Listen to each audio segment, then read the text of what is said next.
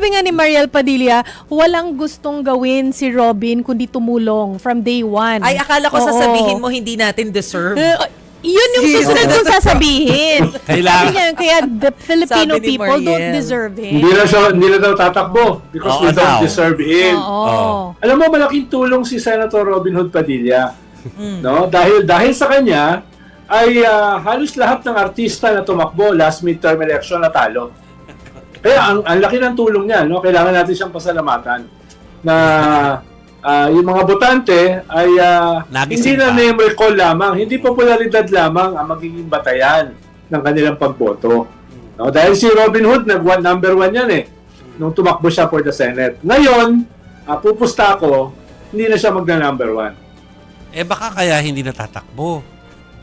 Posible. Baka na-realize niya sa kanyang data analytics na medyo delikado siya. Dahil lahat ng artista na tumakbo ay natalo. No? Kilala niyo na kung sino yung mga yon, hindi ko na babanggitin. Yeah. Dahil kanya tayo, nagtatrabaho yata dito yung sa istasyon na ito yung isa ron Kaya hindi ko na babanggitin, no? Baka mapahamak pa tayo Okay. No? Huwag mo na sabihin. Okay. Hindi ko na sabihin. Gusto mo, initials na lang. Alam naman na nila yun. Alam na nila. Hindi siya nagtatrabaho dito Hindi ba talaga? Akala ko kaibigan pa naman ni Gretchen yun. Hindi, ano yun, siya ay nag-rent ng channel. Yun. More okay. accurately. Black timer. Oo. Black timer. Yeah. Okay. Kaibigan ni Gretchen yun dahil padala sa kanya ng mga bulaklak. Ay. Si Tito Ron. Pero teka Biglang hindi muna. kami nagsalita. Wala kaming alam dyan. Yung kanyang statement na yon ay nababasa rin ng ilan na parang reminiscent of the GMA declaration in Pampanga na hindi na siya tatakbo sa pagka-presidente ng 2004 pero binawi sa Baguio at tatakbo na bigla. Hindi ba baka ganun din ang mangyari?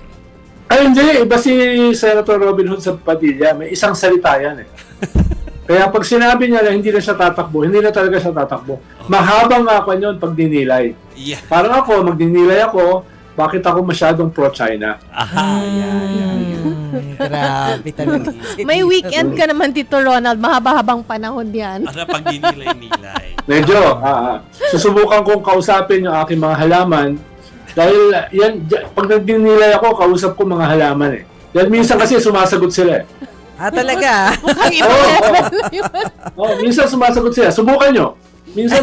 Kausapin yung mga halaman. Magninilay din kami kung bakit kami pro-China. Bigla Oo, tayo China. Bala kayo, basta Tayo, hindi ako pro-China. pro-China sa isyong yan. Yeah. Pati si Manny Mogato, pro-China yun. Yes. Yeah. So, Pero at least ay hindi naman nagpapanggap si Robin Hood na maging abogado ng mga Diskaya. yeah. Yung isang senador dyan, hindi pa naging kontento na abogado ng Diskaya. Naging abogado pa ng Chinese Embassy. No, naging spokesperson pa ng Chinese Embassy. No, alam nila kung sino 'yon, no? Yeah. Sabi ko nga nung isang araw, ano kaya ang pakiramdam niya pag tumitingin siya sa salamin?